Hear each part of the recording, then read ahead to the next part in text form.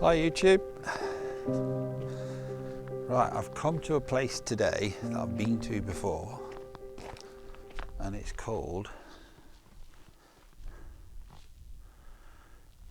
Combstone. Mind that big pile of what did you just say? I'm with my wife again, look. Hi. Look, there she is. Right down there, look. Yeah, right down here. Yeah, I've been here before, but I've never really been very happy with the photographs I've got. But I haven't been over here for over a year. So I want to find out whether or not it's because of my lack of experience at the time, or whether it's just a rubbish place. So we shall find out soon enough.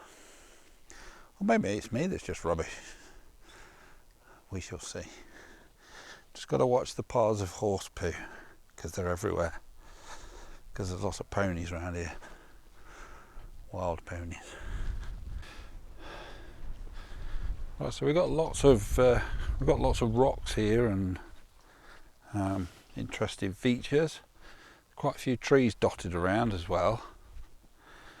We've got lots and lots of nice cloud in the sky. We've also got quite a lot of people as well. So got to work around that as well somehow. Not sure how at the moment, because they're all standing in the most interesting spots, which is obviously is going to happen. But yeah, I'll just thought I'd come back to this area and see if I can get a more sort of pleasing photograph than I've got from here before.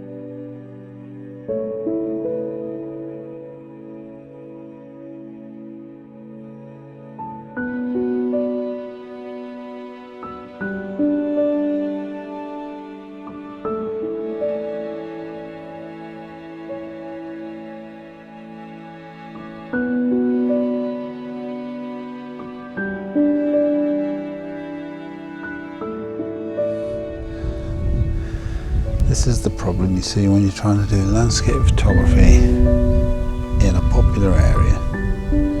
You idiots that stand in your way and they can see what you're trying to do.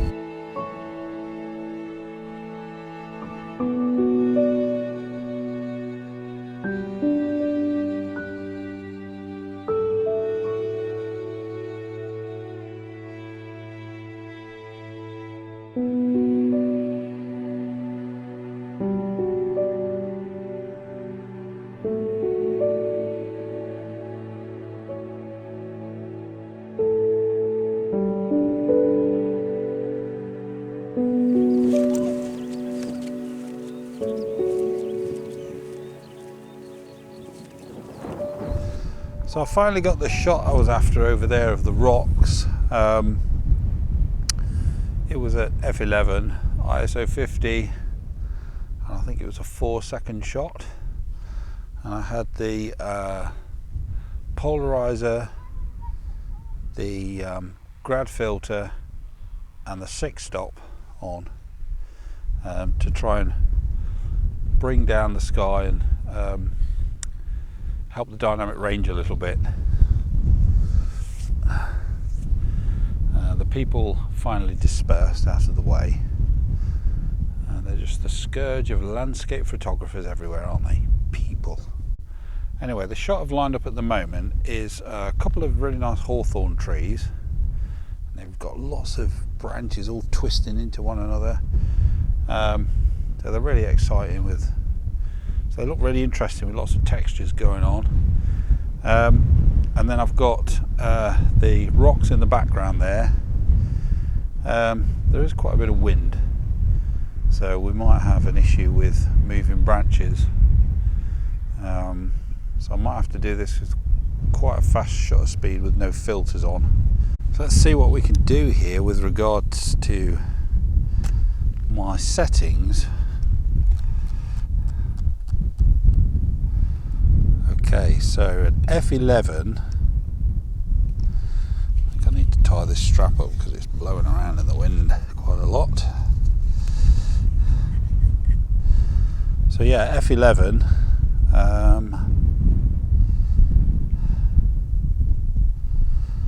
I can get away with 1/80th of a second.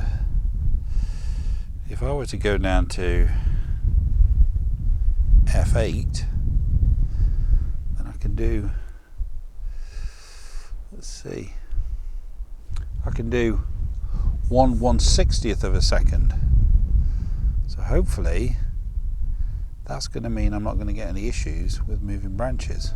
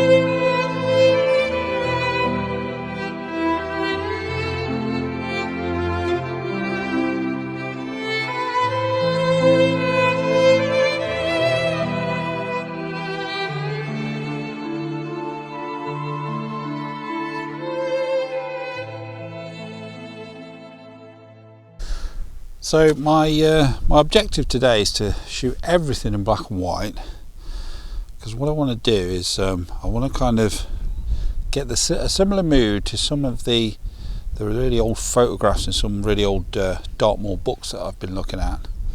So yeah, I think black and white will certainly kind of create that mood a little bit. Okay, so I'm trying to photograph a lone tree here, and the difficulty I'm having is, there's the lone tree down there, and the difficulty I'm having is trying to get the right separation from the background. I don't know if there's a composition of it to be had. Maybe if I go down the hill, the other side of it, and shoot it against the skyline, it might be better. But the problem I'm having is getting separation. It's really tricky because obviously the background is very similar in colour and texture. And that's the thing, you see, you've got to think about these things. Give all these things due consideration. I've tried shooting it with a smaller aperture, a wide aperture, and that doesn't work either. It blurs the background out a little bit, but on the back of the camera it still doesn't look like it's really separated.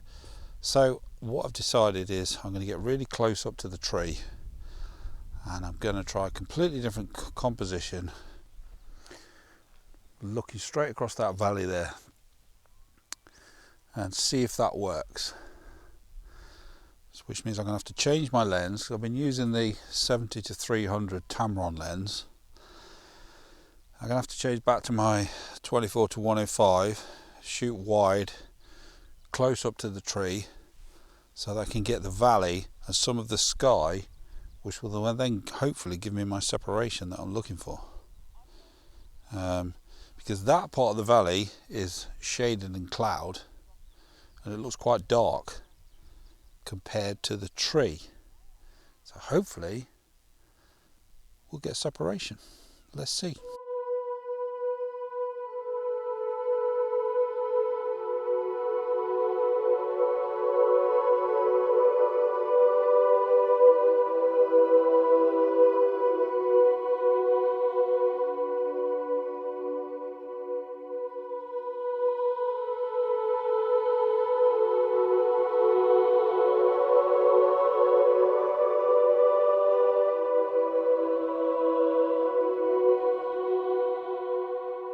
Okay, so what I did there is I actually I ended up filling the frame with the tree.